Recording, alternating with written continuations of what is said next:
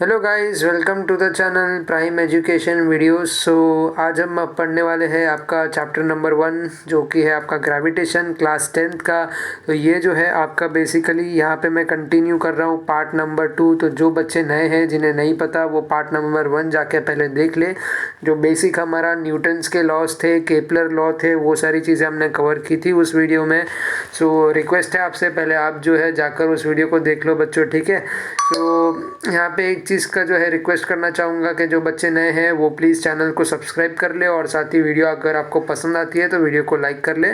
तो इसी के साथ हम लोग आगे बढ़ते हैं अभी, ठीक है। सो देखो बच्चों, अभी हमें यहाँ पे क्या पढ़ना है, यूनिफॉर्म सर्कुलर मोशन हम पढ़ेंगे बेसिकली यहाँ पे। सो यूनिफॉर्म सर्कुलर मोशन और सेंट्रीपेटल फोर्स जो है हमने पार्ट 1 में ऑलरेडी कर लिया है, बट यहाँ पे इसका हम लोग एप्लीकेशन देखेंगे कि ये एग्जैक्टली यूज़ कहाँ पे होगा। यानी कि हमने उसका डेफिनेशन और वो सारी चीज़ें समझी थी, बराबर। और मैंने आपको उसका प्रॉपर एक्सप्लेनेशन भी दिया था, बराबर। तो एक आपको देखो डायग्राम दिया था मैंने, डायग्राम में बताया था आपको अगर ये सेंटर ऑफ द सर्कल है या फिर सेंटर है आपका, यहाँ पे एक स्ट्रिंग है। सो अगर आप सर्कुलर मोशन में उस चीज़ को घुमाते हो इस तरीके से, तो यहाँ पे सेंट्रीपेटल मतलब क्या होगा आपका, जो है आपका हर एक पॉइंट पे जो है ये act towards centre of the circle होगा, बराबर। यानी force is acting towards the centre of the circle, हर एक पॉइंट पे, हर एक आर्बिट्ररी पॉइंट पे मैंने आपको बताया था। और उसका जो मोशन है वो कैसा होगा, सर्कुलर होगा। डायरेक्शन कैसा होगा, हर एक पॉइंट पे टेंजेंशियल होगा आपका, जो है हर एक पॉइंट पे यहाँ पे डायरेक्शन अलग अलग होगा। गाइस ठीक है, याद आ रहा है थोड़ा थोड़ा? तो अभी तक आप भूले नहीं होंगे मेरे हिसाब से, क्योंकि ये तो बहुत ही सिंपल कॉन्सेप्ट था, इतना तो आपको पता चल जाना चाहिए अभी। सो यहाँ पे हमें ये यूज़ कहाँ पे होगा, तो देखो फॉर्मूला ये है F=mv²/r। तो देखो बच्चों, अभी जिन लोगों को नहीं पता है फोर्स का जो है ऐसा यूनिट क्या होता है वो मैं आपको बता देता हूँ। देखो मास इनटू एक्सेलरेशन तो आप सभी को पता है ना। मास इनटू एक्सेलरेशन हो गया। और अभी यहाँ पे जो है mv²/r को अगर आप रिलेट करोगे सो आपको सीधे सीधा ये मिल जाएगा यहाँ पे। देखो कैसे मिलेगा वो मैं बताता हूँ आपको। सो यहाँ तक तो आपका क्लियर है ना। एम ए जो है ये ma=mv²/r। सो m से m को कैंसिल कर देंगे तो आपका एक्सेलरेशन का वैल्यू क्या आ जाएगा, v²/r आ जाएगा, बराबर। सो आपका एक्सेलरेशन का वैल्यू क्या है यहाँ पे, v²/r है। तो इतना आपको समझना है सिर्फ, ठीक है। सो यहाँ पे स्पीड का क्या होता है, स्पीड डिस्टेंस अपॉन टाइम। देखो इसका फॉर्मूला अगर आपको याद रखना है तो ऐसे आप याद रख सकते हो। देखो ध्यान से देखो, जो ये देखेगा वो कभी ये फॉर्मूला नहीं भूलेगा, ठीक है। सो देखो ऐसा ट्रायंगल बना लेना है आपको। ट्रायंगल बनाने के बाद आपको कुछ इस तरीके से ये स्ट्रक्चर बना लेना है, ठीक है। सो अभी आपको क्या करना है, यहाँ पे d को ऊपर लिखना है, s को इधर लिखना है और t को इधर लिखना है, ठीक है। d for distance, s for speed आपका, और t फॉर टाइम हो गया। अभी मैं आपको ये क्यों बता रहा हूँ, ये एक सिंपल तरीका है आपको याद रखने के लिए गाइस। इससे आप जो है सिंपल तरीके से याद रख पाओगे आपका जो फॉर्मूला है उसको, बराबर। बात समझ में आ गई, यहाँ तक क्लियर है सब कुछ। सो अभी यहाँ पे जो है स्पीड को, ये जो ट्रायंगल में मैंने बनाया है इस चीज़ को, तो स्पीड को अगर आपको लिखना होगा तो आप कैसे लिखोगे, डिस्टेंस अपॉन टाइम यानी d/t लिखोगे।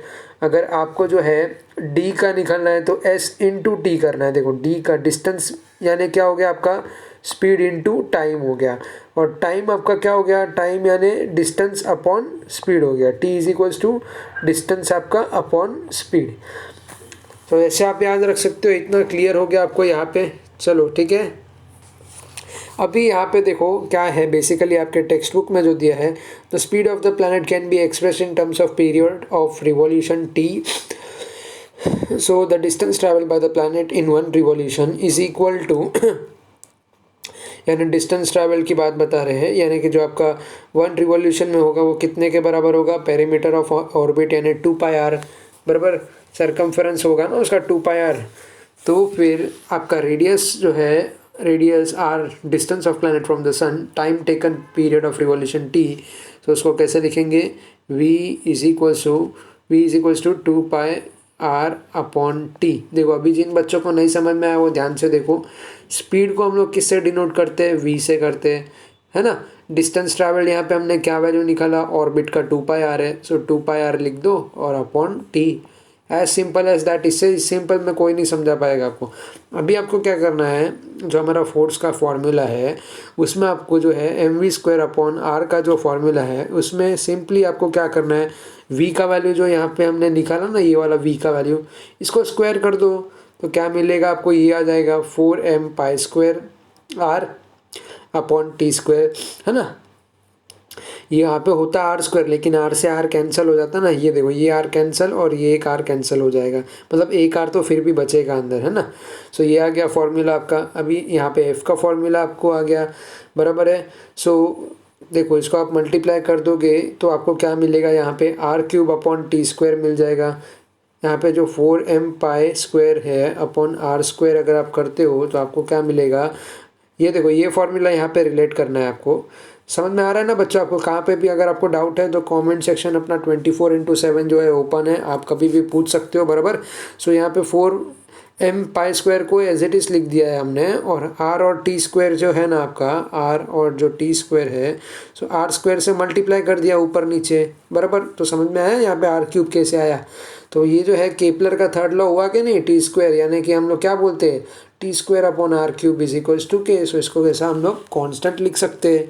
समझ में आया यहाँ पे। तो कैसे लिखेंगे इस चीज़ को हम लोग, यहाँ पे इसको कैसे लिखेंगे, यहाँ पे देखो, यहाँ पे 4m² इंटू k लिख देंगे, बराबर। सो ये बट जो है आपका 4m² जो है ये आपका कांस्टेंट है, बराबर। तो आपको क्या लिखना है, force is directly proportional to 1f is equals to, या f directly proportional to 1/r² लिख सकते हो, या फिर आप लिख सकते हो कांस्टेंट k लिख सकते हो। ये वाला जो आपका टर्म है ये पूरा कांस्टेंट है, ठीक है। 4m²/k आपका क्या है, पूरा टर्म आपका कांस्टेंट है, बराबर। So Newton concluded that the centripetal force which is the force acting on the planet and is responsible for its circular motion must be inversely proportional to the square of distance between the planet and sun, बराबर। So Newton identified this force with the force of gravity and hence postulated the inverse square law of gravitation. The gravitational force is much weaker than the other forces in nature, but it controls the universe and decides its future. So this is possible because of huge masses of planet, stars and other constituents of the universe. तो ये आपका basic इतना है, आपको इतना ध्यान देना है, बाकी आपको जो है प्रूफ को समझ लेना है।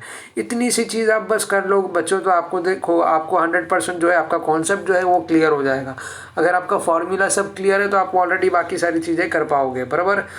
सो अब यहाँ पे एक छोटा सा एग्जांपल हम लोग सॉल्व कर लेते हैं। यहाँ पे देखो आपके टेक्स्ट बुक में जो है सॉल्व्ड एग्जांपल है, मैं आपको बताता हूँ आपको सॉल्व कैसे करना है। पहले क्वेश्चन को पढ़ो और समझो कि क्या क्या गिवन डेटा है। सो यहाँ पे देखो 2 XY पर्सन दिया है, बोला है कि वो बैठा है 1 मीटर की दूरी पे, बराबर, एक दूसरे से 1 मीटर की दूरी पे बैठा हुआ है। सो वो बोल रहे हैं उनके मास एक का 75 दूसरे का 80 है रिस्पेक्टिवली, तो ग्रेविटेशनल फोर्स कितना अप्लाई हो रहा है, बस बात खत्म। आर का वैल्यू, पहले तो फोर्स का फॉर्मूला याद होना चाहिए आपको। F इज इक्वल्स टू क्या है, G m1m2/r², बराबर, ये m2 है, ठीक है। सो यहाँ पे G का वैल्यू क्या है हमारा, कांस्टेंट, ग्रेविटेशनल कांस्टेंट 6.67 × 10⁻⁻11। m1 का वैल्यू 75 है, m2 का वैल्यू 80 है, 80, बराबर। सब्स्टिट्यूट कर दोगे तो आपको आंसर आ जाएगा। यहाँ पे मैं कैलकुलेशन आपको नहीं बताऊंगा, वो कैसे वैल्यू सब्स्टिट्यूट करना है, कैसे वैल्यू को समझना है, वही मैं आपको बताऊंगा, बराबर। यहाँ से समझा आपको।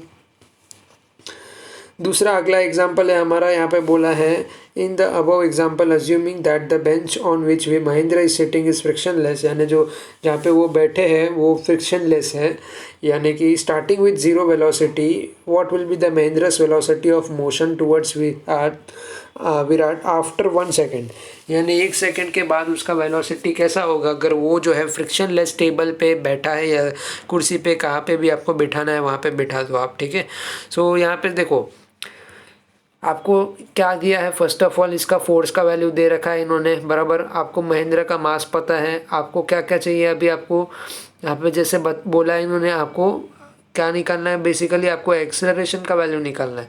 सेकंड लॉ के हिसाब से आपका जो है आपका क्या होता है यहाँ पे, the acceleration produce by the force on Mahendra. So पहले तो देखो क्या क्या है अपने पास, 75 kg है, बराबर।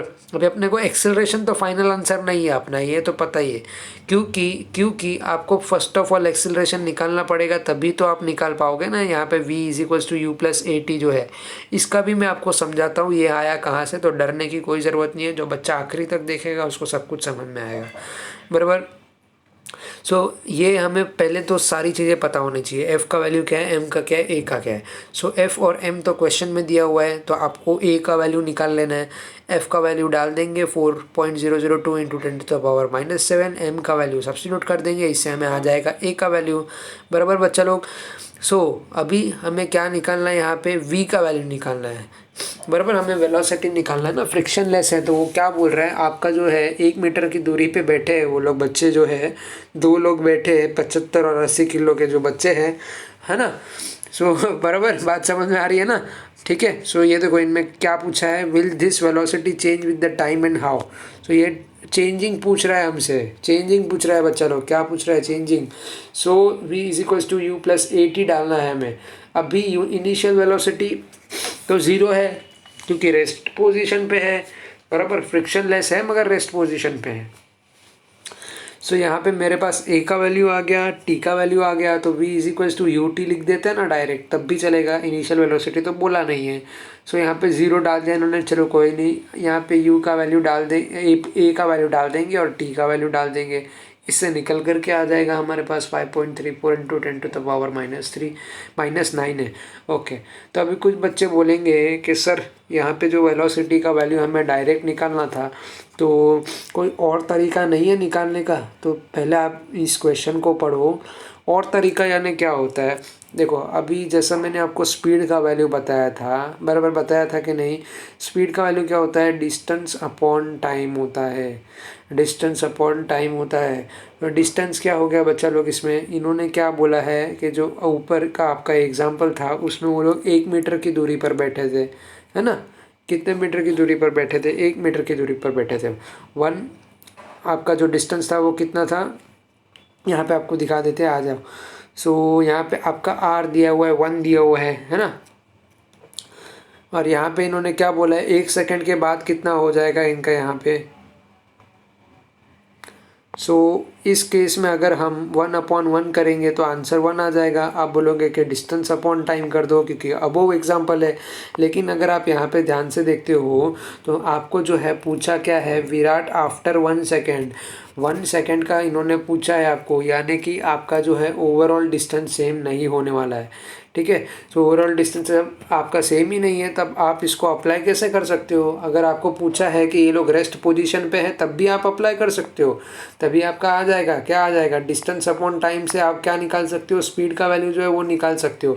लेकिन ये फिक्स नहीं है, यहाँ पे जो 75 किलो वाला ये ढकला जा रहा है, फ्रिक्शन लेस में है, तो वो 1 सेकंड के बाद कहाँ तक पहुँचेगा, कितनी वेलोसिटी से पहुँचेगा, तो वो पूछा है, बराबर। तो यहाँ पे आप आर का फॉर्मूला लगा ही नहीं सकते, डिस्टेंस वाला लगा ही नहीं सकते आप फॉर्मूला। तो फॉर्मूला का आपको यूजेज समझना है कि कौन सी जगह पर कौन सा फॉर्मूला अप्लाई होगा, ठीक है। बस इतना ही था, ये चीज़ यहाँ पे आपको समझनी थी। अभी आपको यहाँ पे क्या दिया है, यहाँ पे दिया है आपको लो एंड हाई टाइड्स का दिया है। ये तो बेसिकली आपका मतलब थियोरेटिकल पार्ट है, मतलब जनरल नॉलेज के लिए। सो ये कब होता है आपका, लाइक जो है, so high and low tides occur at different times at different places, the level of water in sea changes. तो ये इसका अगर अगर हमको सिम्टम समझना है या सिंबल समझना है तो ये कब होगा, तो ये जब भी आपका लो टाइड होगा या हाई टाइड होगा तभी आपको जो है समुद्र किनारा जो है वहाँ पे बड़े वेव्स आपको देखने को मिलेंगे, यानी हाई टाइड्स लो टाइड्स इसको हम लोग बोलते हैं। सो जो level of water in sea changes because of the gravitational force exerted by the moon, ये मून के कारनामे की वजह से होता है। मून का जो ग्रेविटेशनल फोर्स है उसमें बदलाव आता है, तभी आपको जो है यहाँ पे क्या देखने को मिलता है, हाई टाइड्स का देखने को मिल जाता है, हाई टाइड्स और लो टाइड्स।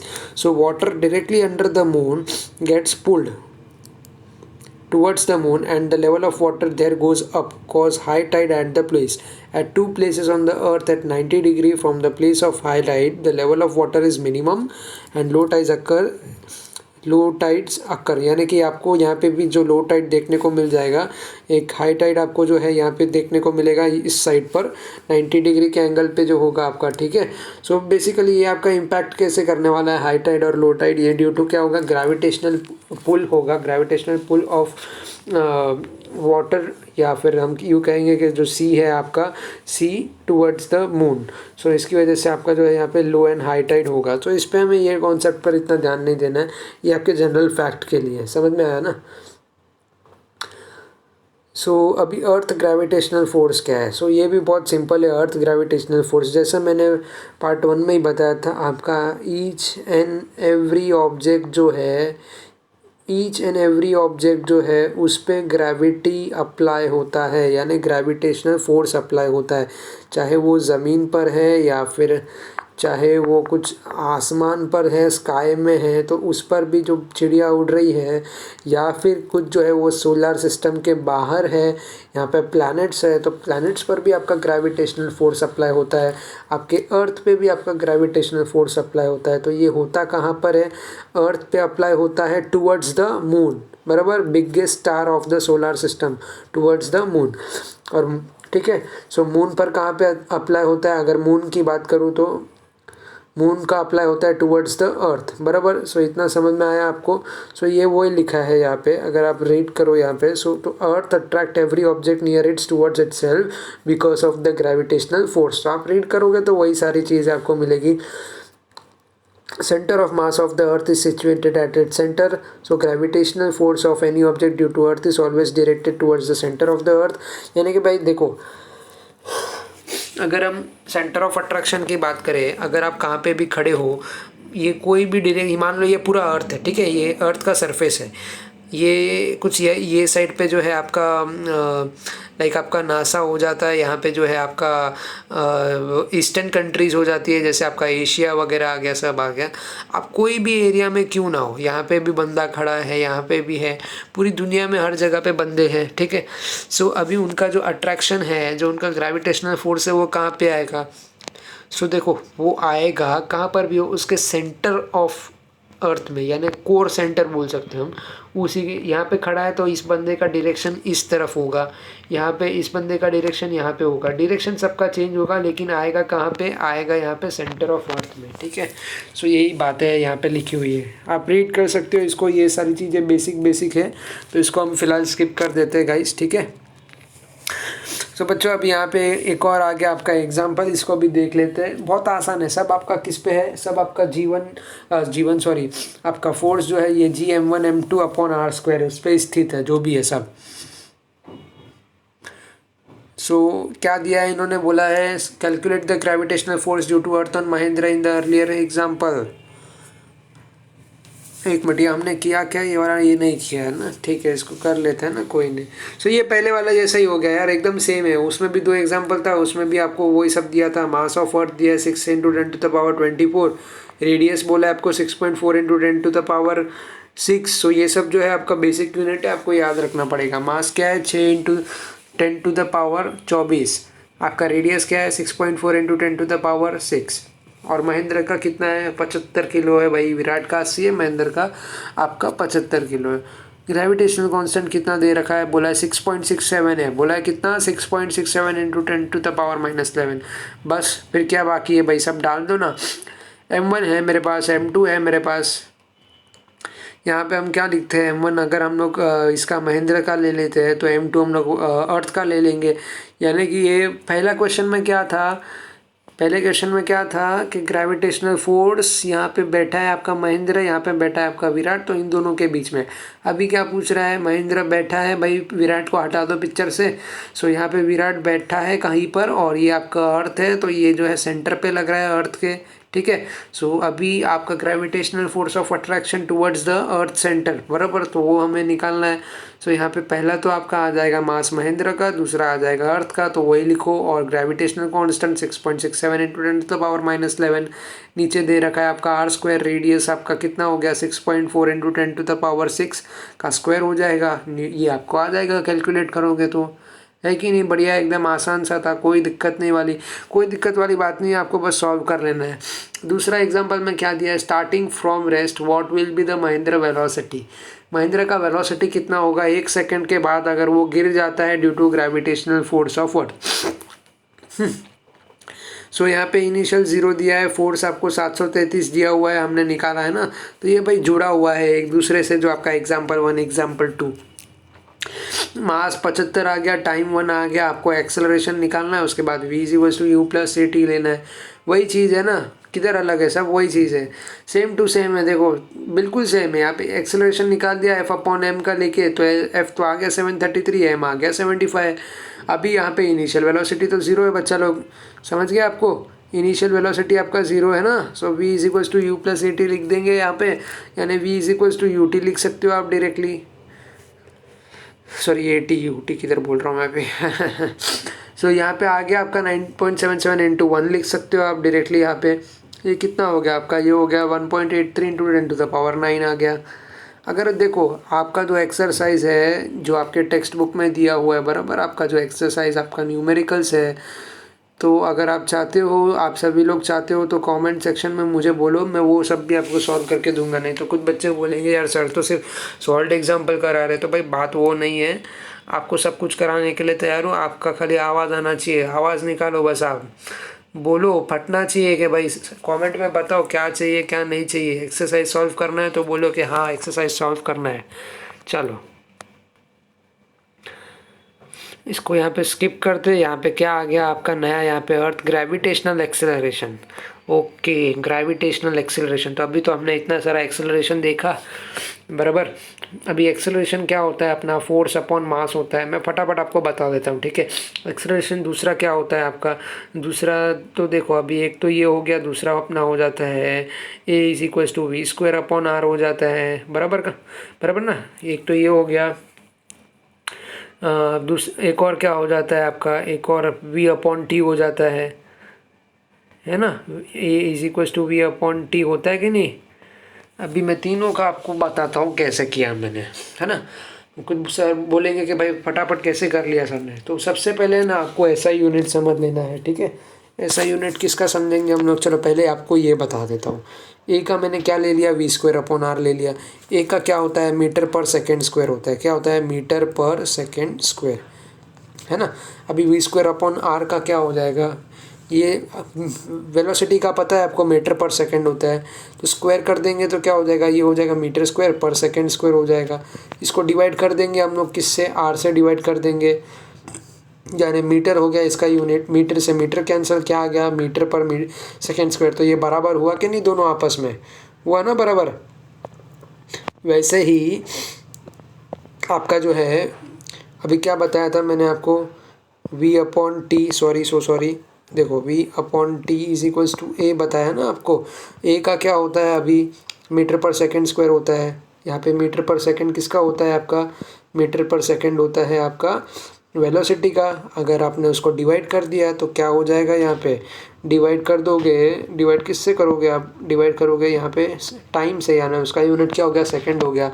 जब मीटर पर सेकंड डिवाइड होगा यानी कि टाइम से, तो इसका रेसिप्रोकल हो जाएगा। सो ये क्या हो जाएगा, अगेन मीटर पर सेकंड स्क्वायर हो जाएगा। सो ये वैल्यू भी आपका क्या है, मीटर पर सेकंड स्क्वायर है। सो ये इस तरीके से आपको डिफाइन करना है सब चीज़ जो है, ऐसा यूनिट आपको पता होना चाहिए। तो देखो भाई क्या लिखा है यहाँ पे, वही सब चीज़ लिखी हुई। The earth exert gravitational force on object near it according to Newton second law of motion, force acting on body results in its acceleration. Second law पे आपको कहाँ पर फोकस किया है, एक्सेलरेशन पे फोकस किया है बराबर। Thus the gravitational force due to earth on body, कहाँ पे गया, thus the gravitational force due to earth on body results in its acceleration.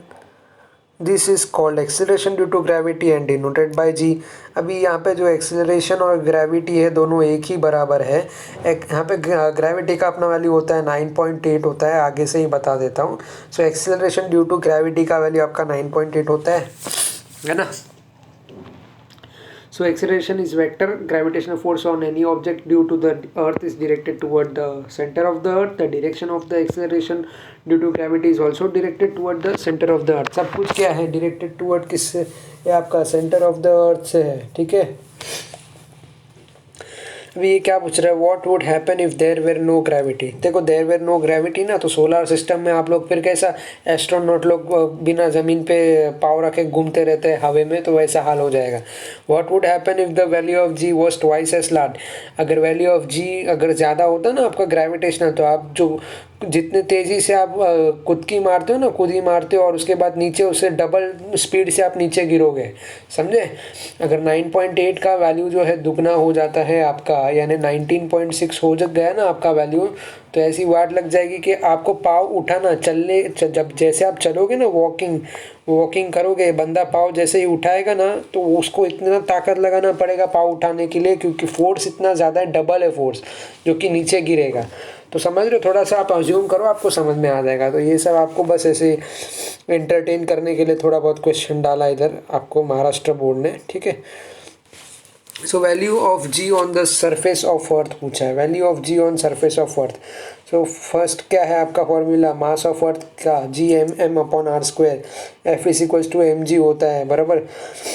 जी का वैल्यू क्या होता है, जी का वैल्यू होता है G M upon R square. तो भाई ये टर्म तो ए हो गया ना। अभी मैं बोल रहा हूँ, अगर सोचो यहाँ पे, सोचो सोचो सोचो सोचो क्या सोचना है, यहाँ पे आ जाओ, चलो। जी लिखा, एम लिखा, एम लिखा, आर स्क्वायर लिखा, ये फोर्स है, ठीक है। ये भी तो फोर्स है भाई, दोनों फोर्स ही तो है ना। अभी ये किसका वजन है, ये एम महेंद्र का वजन है, ये भी किसका वजन है, ये भी महेंद्र का वजन है, तो दोनों काट दो महेंद्र को। यहाँ पे किसका वजन है, ये अर्थ का वजन है, तो ये वाला टोटल कितना हो गया, एक्सीलरेशन का वैल्यू हो गया G M upon R square. समझ में आया। सो ये वही लिखा है, समझ में आना चाहिए यार, बात आपको समझ में आती नहीं है, आप समझने की कोशिश नहीं करते हो, ठीक है। बहुत आसान है यार, इसमें कुछ भी नहीं है। अभी तो ये तो 10th का तो बहुत ही, मतलब आपको क्या बताऊँ, जब भी आप 11th-12th में आओगे, अगर ये बेस आपका क्लियर हुआ ना, तो आप मक्खन जैसा, आपको मज़ा ही आ जाएगा। फिजिक्स में आपको पढ़ने बहुत मज़ा आएगा। सो यहाँ पे देखो जी का हमारे पास क्या कांस्टेंट है, 6.67 10⁻11 है। मास क्या दिया है, 6 × 10⁻24 दिया है। रेडियस क्या दिया हुआ है आपको, 6.4 × 10⁻6 है। इसका स्क्वायर कर दो, 9.7 आता है, जो कि आपका हो गया 9.8 के बराबर। सो एक्सीलरेशन या ग्रेविटी क्या होता है, 9.8 होता है। हम लोग 9.8 ही कंसिडर करते हैं। चलो समझ गया इतना। अभी यहाँ पे क्या देखना है हमें, value in value of g, variation. So दो केस होता है, change along the surface of the earth, change with its height. So यहाँ पे ये सब थियोरेटिकल इतना मैं पढ़ने से सीधा अच्छा आपको शॉर्टकट में बता देता हूँ, change along the surface of the अर्थ। और यही वेरिएशन इन वैल्यू ऑफ जी को हम लोग कैसे कंसिडर करते हैं। सो आपका अगेन देखो, वेट का भी वैल्यू क्या होता है, एम जी होता है, पता है, ठीक है। चलो छोड़ो, नहीं पता होगा तो। सो अभी यहाँ पे change along the surface of the अर्थ का मैं आपको बता देता हूँ। दो चीज़ है, वेरिएशन इन वैल्यू ऑफ जी। सो पहला तो हमारा क्या क्या है यहाँ पे फॉर्मूला हमारे पास, एक तो है जी, ये देखो जी एम, ये कैपिटल एम ले लो, ठीक है, अपॉन आर स्क्वायर हो गया, बराबर, ये आर स्क्वायर हो गया। और दूसरा होता है हमारे पास ये जी एम, इसको आप कैसे कंसिडर कर सकते हो, चलो बिग एम ही ले लो इसको भी, अपॉन ये कैपिटल आर स्क्वायर, या हाइट ले लो इसको, ठीक है, हाइट कंसिडर कर लो। तो ये क्या होता है आपका, ये जो रेडियस है या ये वाला जो आपका कैपिटल आर यानी आपका हाइट हो गया, तो ये दोनों चीज़ पे आपका डिपेंड करता है। Change along the surface of the earth, surface of the अर्थ यानी उसका ये रेडियस हो गया, और हाइट यानी ये हो गया आपका। सो अगर आप बात कर रहे हो, समझ लो यहाँ पे on the surface of the अर्थ की बात कर रहे हो, यानी अर्थ के अंदर की आप बात कर रहे हो, तो यहाँ पे ग्रेविटेशनल एक रेडियस के थ्रू जो है, यहाँ पे आपका की टर्म क्या रहेगा, रेडियस रहेगा। लेकिन आप अर्थ के बाहर की बात कर रहे हो, यानी ये अर्थ हो गया, ये मून हो गया, तो यहाँ पे जो है, यहाँ पे भी अट्रैक्शन उनका डिस्टेंस का रहेगा, ठीक है। और आप जो है इन बिटवीन आप क्या कर रहे हो, एक डिस्टेंस पे, यानी कि ज़मीन से ऊपर की कुछ डिस्टेंस पे बात कर रहे हो, तो वो हाइट हो जाता है। सो वहाँ पे दो फैक्टर हो गए आपके यहाँ पे, पहला हो गया आपका change along the surface of the अर्थ, दूसरा हो गया चेंज द हाइट। वही सब चीज़ें आप रीड कर लो, आपको समझ में आ जाएगा। ये बहुत ही आपको बेसिक में सब कुछ दिया है, ठीक है। तो यहाँ पे आपको कांस्टेंट टर्म दे के रखा है, सब कुछ क्या दिया है, सरफेस ऑफ अर्थ दिया है, हाइट 0 दे दिया है, 9.8 है, माउंट एवरेस्ट का कितना दिया है 8.8। अभी ये हाइट की बात हो रही है, ये ज़मीन है, ये ज़मीन दे दिया आपको और ये हाइट दे दिया है, ये माउंट एवरेस्ट है, तो इसकी ऊंचाई कितनी है, ऊंचाई है 8.8 है। तो यहाँ से लेके धरती के बीचों बीच यानी धरती के सेंटर तक, ठीक है, यहाँ पे इसका क्या हो गया डायरेक्शन में, सॉरी इसका जो वज़न हो गया, यहाँ पे कोई खड़ा है तो इसका कितना हो जाएगा mg हो जाएगा वर्टिकली डाउनवर्ड। सो ये 8.8 जो है हाइट इसका रहेगा, ये हाइट रहेगा, ठीक है। Maximum height reached by a man made balloon. So ये मैक्सिमम हाइट है, इसको याद रखना 36.6। इससे ऊपर जाएगा ही नहीं आपका बलून, क्योंकि उस पर फोर्स एक्सर्ट होगा और वो फूट जाएगा। और ग्रेविटी कितना लगेगा उस पर, 9.77 लगेगा। अभी आप बोलोगे कि भाई इस पर क्यों ग्रेविटी कम लग रहा है, इस पर क्यों इतना लग रहा है। तो बच्चा आप लोग ये समझो, जो बलून है ना उसमें जो है नेग्लिजिबल आप बोल सकते हो, उसका जो mg हम लोग बोलते हैं ना mg, वो ऑलमोस्ट m का वैल्यू नेग्लिजिबल होता है। तो इसमें इस केस में हम लोग एक्यूरेट वैल्यू पकड़ते हैं, ठीक है।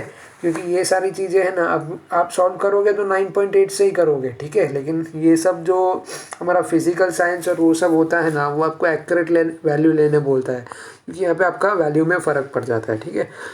So height of a typical weather satellite, ये सारी चीज़ें कांस्टेंट है, आपको याद नहीं रखना, आ जाएगा बस अपने आप ही, सब क्वेश्चन में आ जाएगा, कुछ नहीं करना, आपको डरना नहीं है। दूसरा है हमारा चेंज विद डेप्थ, तीसरा सॉरी, तो पहला तो आपका सरफेस का, दूसरा हाइट का, तीसरा डेप्थ का है। चलो ठीक है, यहाँ पे इतना समझ गए। अभी आता है आपका mass and weight. Mass and weight वाला टॉपिक ये भी थोड़ा अच्छा है, जो मैं कभी से आपको बता रहा हूँ, एम जी कर रहा हूँ ना, weight is equals to mg। सो ये रहा वो आपका वेट, वेट यानी आपका फोर्स हो गया, आपका वेट हो गया, W is equals to mg। सो g का वैल्यू gm/r² है, इतना हम लोग समझ गए। एक और वैल्यू होता है g का, बताओ कौन सा। देखो अगर मैं जो यहाँ पे, चलो एक एग्जांपल ले लेता हूँ, ये जो हमने एग्जांपल देखा ना, v is equals to u plus AT वाला, और v² is equals to u² plus 2as, नहीं ये नहीं देखा ना अभी तक, चलो ये आगे आ जाएगा, मैं बाद में बताता हूँ इसको, पहले ये वाला एग्जांपल ले लेता हूँ। v is equals to u plus AT, so इसको हम लोग ऐसे भी लिख सकते हैं, v is equals to u plus GT। यहाँ पे GT आपका एक्सेलरेशन ही हो जाता है, कभी होगा ये एक्सेलरेशन आपका, ठीक है। ये ग्रेविटी के टर्म्स में जब भी आपको एक प्रॉब्लम आएगा या न्यूमेरिकल आएगा, तो इसका फॉर्मूला जो है क्योंकि इसका भी जो है ना ऐसा यूनिट क्या होता है, मीटर पर सेकेंड स्क्वायर होता है, ठीक है। एक्सेलरेशन का भी वही होता है, तो ये रिप्लेस हो जाता है, तो इसको हम लोग v/t लिख सकते हैं यहाँ पे, समझ में आया, ठीक है। सो यहाँ पे क्या है आपका मास, बहुत ही मतलब क्या बोलो अभी ये सब चीज़ का इनको डेफिनेशन, चलो कोई नहीं। मास जो है आपका अमाउंट ऑफ मैटर है, बस इतना ही समझना है, amount of matter present in the object. अभी इसके अलावा इन्होंने बहुत बढ़िया बढ़िया लिखा है, ऐसा यूनिट m है, मास स्केलर है, चलो ये भी ठीक है, मास स्केलर क्वांटिटी, अच्छा हुआ। स्केलर क्वांटिटी क्या होता है, जो कि आपका मैग्नीट्यूड आप यहाँ से निकाल सकते हो, लेकिन डायरेक्शन नहीं निकाल सकते हो। अगर मैग्नीट्यूड और डायरेक्शन दोनों निकाल सकते हो तो उसको हम लोग क्या बोलेंगे, वेक्टर क्वांटिटी बोलेंगे, ठीक है। समझ में आया। आपको कभी भी दो चीज़ में है ना चीज़ों को एनालाइज करना होता है, पहला होता है वेक्टर, दूसरा होता है स्केलर। अभी बच्चा लोग तुम लोग ये बोलोगे कि ये जो है वेक्टर और स्केलर, इसको हम लोग समझे कैसे, तो समझना कुछ ऐसे है कि अगर मान लीजिए मैं वेलोसिटी की बात कर रहा हूँ, वेलोसिटी है यानी स्पीड है, सो कोई बंदा भाग रहा है, ठीक है।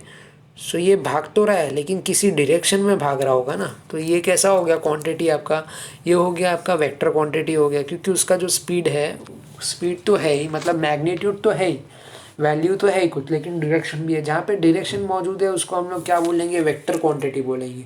जहाँ पे सिर्फ मैग्नीट्यूड है यानी वज़न है, तो वज़न का कोई दिशा थोड़ी होती है उसकी, वो क्या होता है, वज़न तो आपका एक खाली नंबर हो गया ना कि कितना है, 80 किलो है कि 75 किलो है, बस उतना ही है, ठीक है।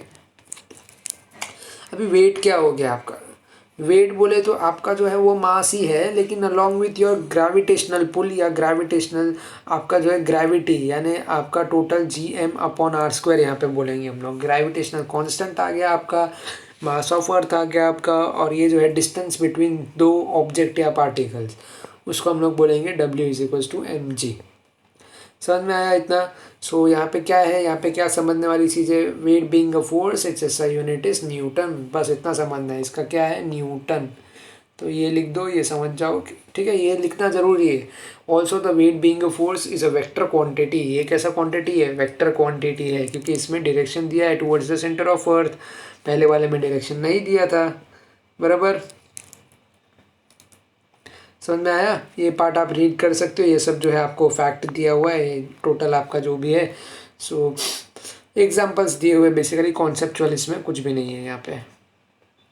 अभी अगला एक और आता है हमारा यहाँ पे सॉल्व्ड एग्जांपल। पहले ये देख लेते हैं क्या दिया है। पर्सन का वजन है 750 Newton, weighs 750 Newton on earth है। 750 वेट है, वेट क्या है, वेट है, मास नहीं है, वेट है।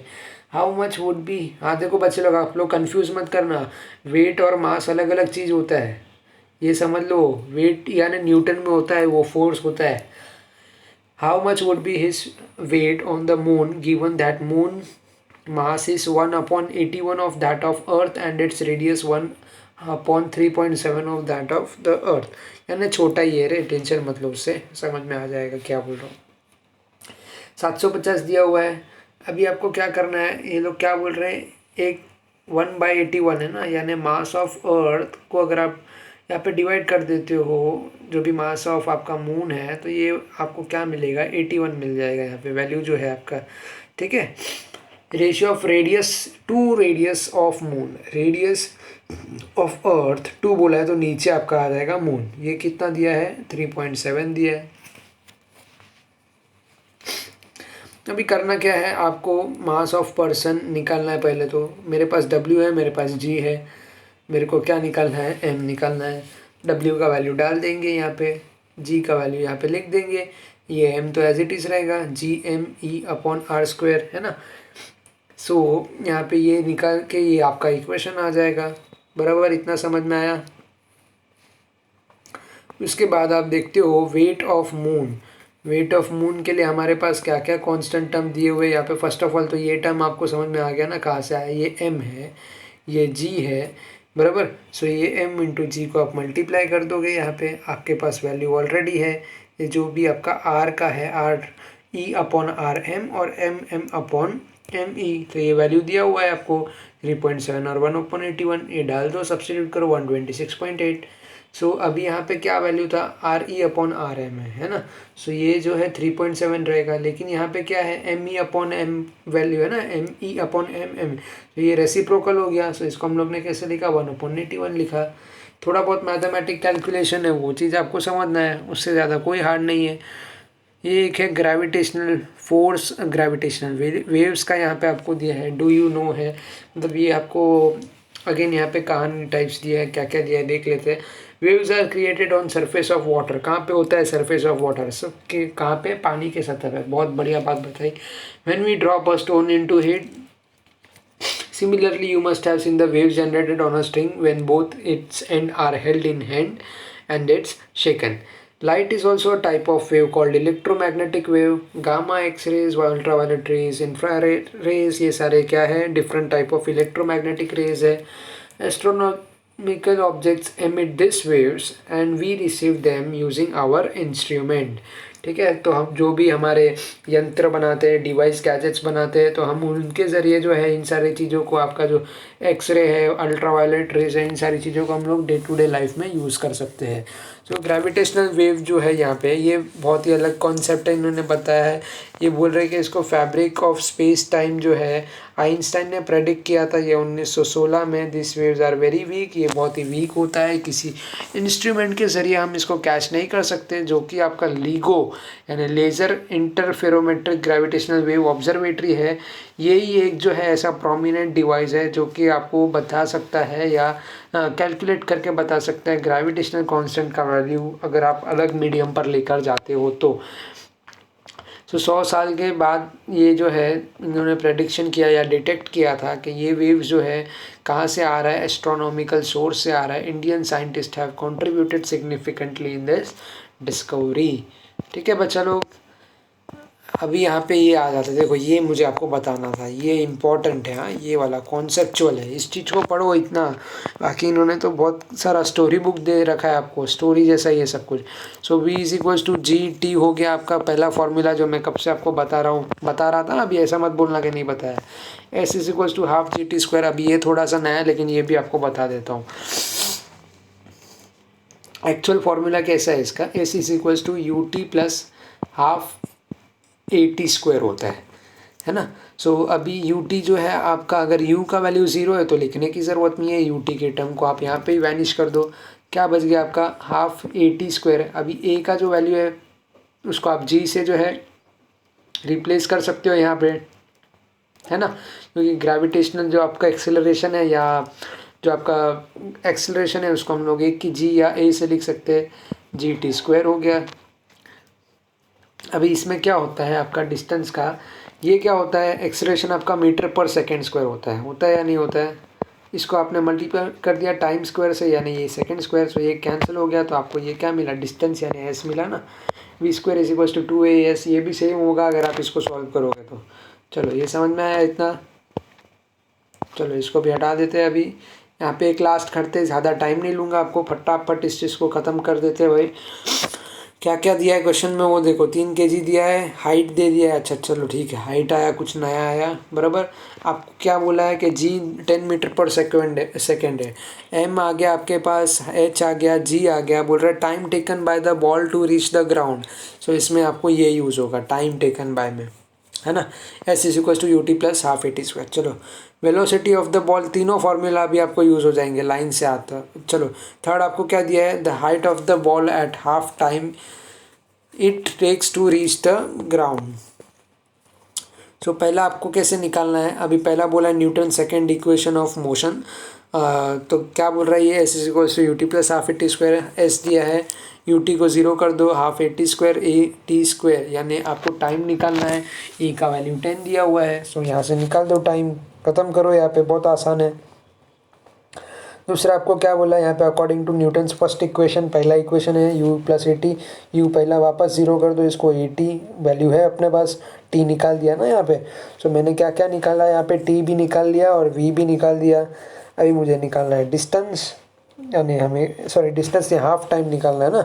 हाफ टाइम बोले तो कैसा होता है पता है, यहाँ से कुछ चीज़ फेंका, ये मान लो आपका सोर्स पॉइंट है और ये आपका डेस्टिनेशन पॉइंट है, ये हाफ टाइम होता है, ये वाला, ये पॉइंट हाफ टाइम बोलते हैं, ठीक है।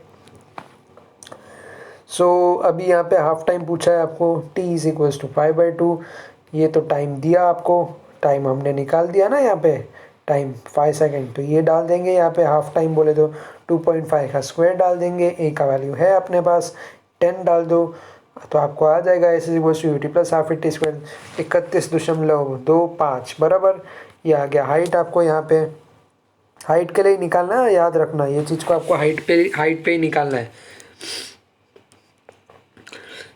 चलो इसको क्या है, अभी दूसरा एक और दिया है, tennis ball is throne up, हवा में उछाला, बोल रहा है 4.05 तक पहुंच गया। बोल रहा है इनिशियल वेलोसिटी कितना है, total time to take down sorry it take to come down कितना लगेगा, जी दे दिया है। अभी आपको जी दे दिया है, आपको क्या क्या दिया है, पहले तो आपको वी जो है यहाँ पे वेलोसिटी नहीं पता, फाइनल वेलोसिटी नहीं पता।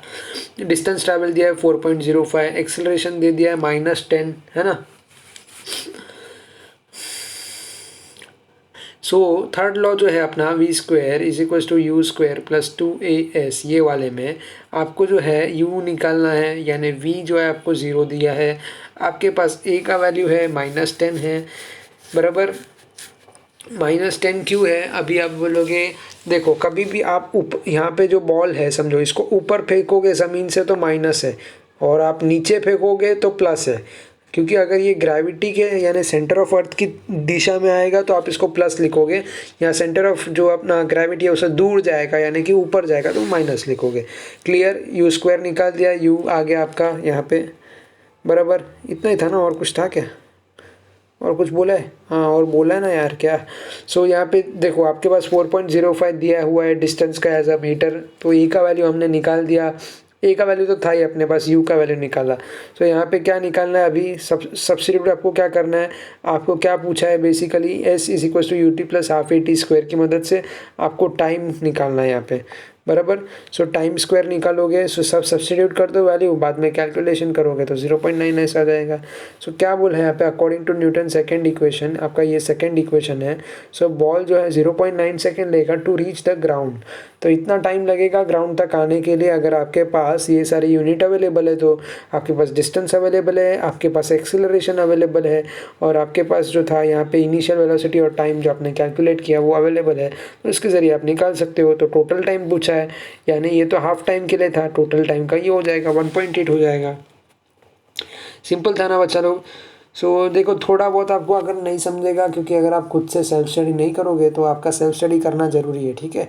सो आज के वीडियो के लिए बस इतना ही। कुछ भी डाउट रहेगा तो क्या बोलता हूँ मैं, 24/7 जो है अपना ओपन है, कभी भी पूछो। अगर नहीं पूछना है पब्लिकली तो आ जाओ, कहाँ पे आओगे, यहाँ पे आ जाओ। देखो ये हो गया, ठीक है, ये मेरी आईडी हो गई, वापस से लिख देता हूँ भाई। ये देखो ये मेरी आईडी हो गई, कहाँ की, इंस्टाग्राम की। यहाँ पे आके मुझे पूछ लो, पेपर पे लिख के दो, मैं आपको जो है पेपर पे सोल्यूशन लिख के दे दूंगा, ठीक है। कोई बात नहीं, कोई दिक्कत नहीं, मैं टाइम लगाऊंगा लेकिन आपको लिख के दे दूंगा, सोल्यूशन दे दूंगा, कुछ भी अगर डाउट हो तो। उसके अलावा वीडियो पसंद आया तो लाइक करो, शेयर करो, सब्सक्राइब करो। देखो कितना टाइम इन्वेस्ट करना पड़ता है मुझे आपके लिए। अगर आप लोग नहीं करोगे सब्सक्रिप्शन, नहीं करोगे सब्सक्राइब, नहीं बेल आइकन प्रेस करोगे तो यार दर्द तो होगा ना, मेरा टाइम तो वेस्ट हो जाएगा ना। लेकिन मैं आपको जो है बिल्कुल फ्री में पढ़ाना चाहता हूँ, जो मेरा मोटो है एकदम क्लियर है। So please like share subscribe करो। मिलता हूँ नेक्स्ट वीडियो में। So thank you and bye bye.